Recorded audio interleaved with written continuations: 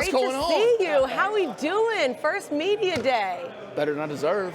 Promise that. Yeah? Doing good, doing good. We were just looking at last year, and I'm sure that it was a whirlwind of an experience for you after the change was made and then coming in. What was your biggest takeaway from last year and the success you guys had? We got a lot of work to do. We have a lot of work to do. We got a long way to go. Fortunate to be where I'm at right now, but when you have that interim role, you do have some intimate knowledge of the roster, strengths, weaknesses, deficiencies, problems.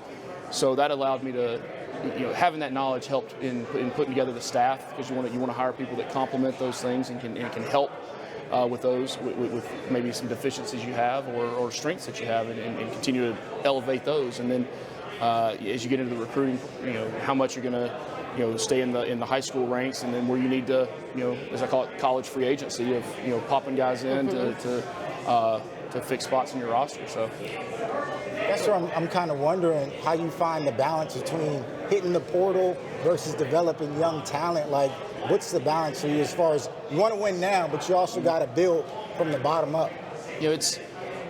I look at it like the NFL, where teams can go all in free agency and win a championship. Well, then it crumbles in a year or two. So there's what substance are you building for the long term? Well, the teams that really focus on the draft, build their teams through the draft, and then aid and stick in players where needed through free agency. Well, that's the way I look at it in college. You're recruiting, you're developing your relationships, you're building the grassroots of your program, the foundation of your program with high school players.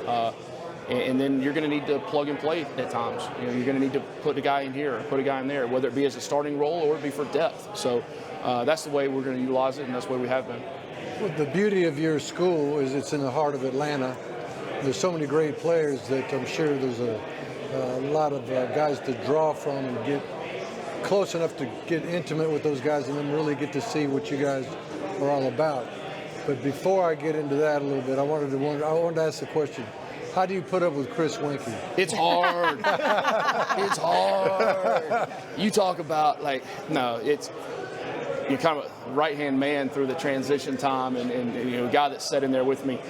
I think we got 150 interviews with different coaching and staff and support staff, and there were times he's looking at me going, Brent, we got to go. I got to go to sleep. I'm like, Chris, one more Zoom. Let's go.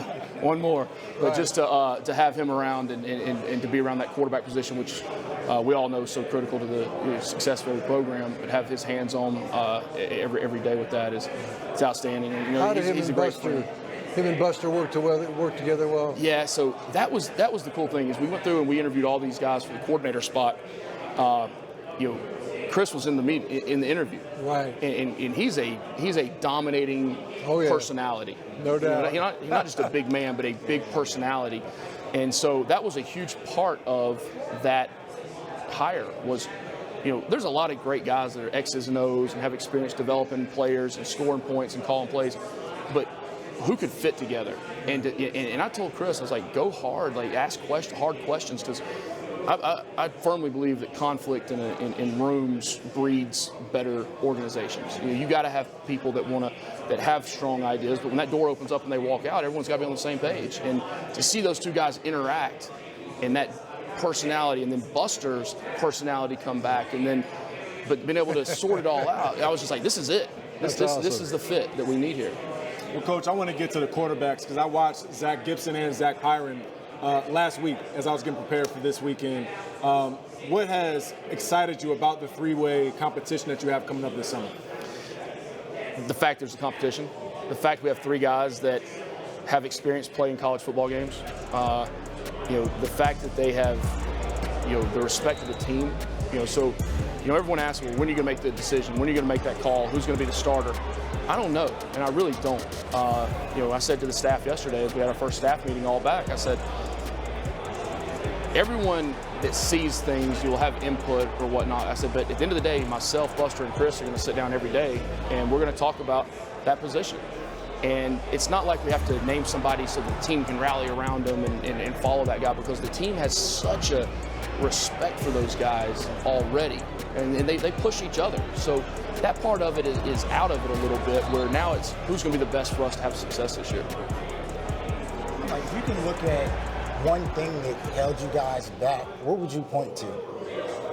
Last season? Yeah. Oh gosh, there's too many to list. I mean, we got a long way to go. We've got a lot of work to do. I mean, we've got to be more consistent running the football. We've got to be more consistent on both lines of scrimmage. You know, we've got to be consistent in our throwing game. We've got to have guys that can. We got to get the ball in the playmakers' hands and have certain touches for guys. You know, have guys. Don't let it be based off of the way the progression and the read didn't go to them. Well, you got to have touches on your charts, and you got to. Hey, I want this guy to have the ball in his hand. We got to do a much better job of that. We've got to be consistent up front on the O-line. We've got to be able to play together. We've got some experience coming back finally at that position. We got to develop the linebacker spot. You know, we had two guys that were, good ACC football players, that left. And so we got so many things that we have to get cleaned up and get better at. And we've got to become more physical. We've got to become tougher. You know, the discipline that we've got to have. I mean, look, we're not going to come up and win every one-on-one battle. We're not going to win 11 of them every play, and we know that, all right? That's part of self-assessing, and so we've got to go out and we can't beat ourselves. We've got to hold on to the ball. We've got to possess the ball. You know, all the things you learned in high school, it's not, those things aren't hard. Now, they're easy to say, but it's hard to get them to do. My guess is you didn't ask to be interim head coach. They chose you, so to speak. And you probably didn't ask to be the head coach, but now you are. The difference in being the interim and now knowing you're the guy, how big of a change is that? That's the first time I've been asked that, Coach, and that is so true. You know, you're not looking as the interim. You're not looking to do anything to get the head job, because if you do, if the kids are looking at you every day, they're seeing if there's cracks. They're seeing after a loss how you react. You know, you've got to be all in from the start. But now you know when you are going at it, and that first day of practice rolls out, that's yours. It's yours. Your stamp's on that thing now. It's different ownership. It is, and so you want to make sure every I's dotted and T's crossed now. Well, Coach, I know you said you have a lot of work to do, which is great. But you did have a good deal of success last year, finishing 4-4 while you were the interim head coach. And I felt like you guys played better toward the back end of the season. Even when you played Georgia, I felt like you were in that game. You were competing with the national champion. I know you did. And it's not a moral victory, Coach. I knew you were going to say that. I know. But in that game, you guys were competing with the top team in the country. So how do you carry that over into this 2023 season and what you did last year? Well, you've got to – the things that got us there were honesty. It was giving the kids ownership in the team. You know, and that's a big thing of mine. Like, everyone talks about having ownership in teams and this and that. Well, to have ownership in a team, it truly means something. And the kids have to understand now the responsibility that goes with it. Now they're held accountable. It's not pointing fingers when things don't go right. Oh, okay, well, I've got ownership. Well, let me look at myself. And now, carrying that over is important, and having the locker room trust you, that you have their, you're to me, a player's coach is not giving them what they want all the time. It's giving them what they need. All right? It's giving them the organization. It's giving them the routine. It's giving them the discipline. We're a program that believes in discipline, but I don't believe in kicking kids to the gutter either. I believe in rehabilitation of kids, and that's part of being 18 to 22 years old. I mean, if I was kicked to the gutter every time I made a mistake, I'd still be there. So that's what we believe in the program, and we're going to be upfront and honest with those guys. I talk very directly to them about issues, and they respect that. They respect honesty. They don't always like it, but they respect it. And they respond to it as well, Coach, because what you were able to do in just those 8 games last year, I think, was really impressive to a lot of people. I know you're passionate about football. I know you're passionate about winning. And I know you've talked about it before, because you're also passionate about space and NASA. So I want to put you on the spot, and this is hard because you got to pick your favorite child, but you can give me a reason why. Because if you're going to space and someone's going, you're going to be stuck with one of your players. Well, I've got my astronaut socks on right now.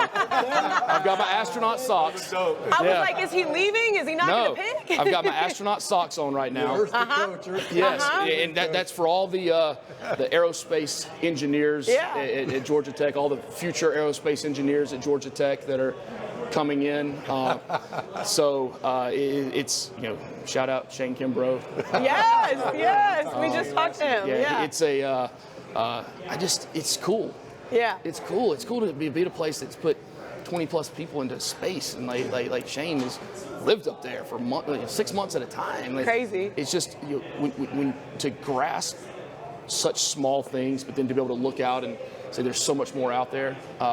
It's just fascinating. It's fascinating that man could build something that could go, I can't jump 20 inches. I mean, something that can go that far and that fast and carry the loads and people. It's fascinating to me. I've always been amazed by it.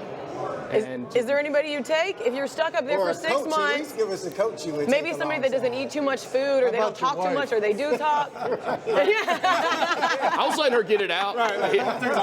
Danielle, Harper, and my 2 dogs. They're going with me. Bear and Nash. They're going with me. All right, well, you know the guy that can make that happen, Shane Kimbrough. Shout out to him. doubt. Georgia Tech alum. Coach, we appreciate it. We're looking forward to seeing you build on what you guys were able to do last year and where this program goes in the future. Appreciate y'all. Go Jackets.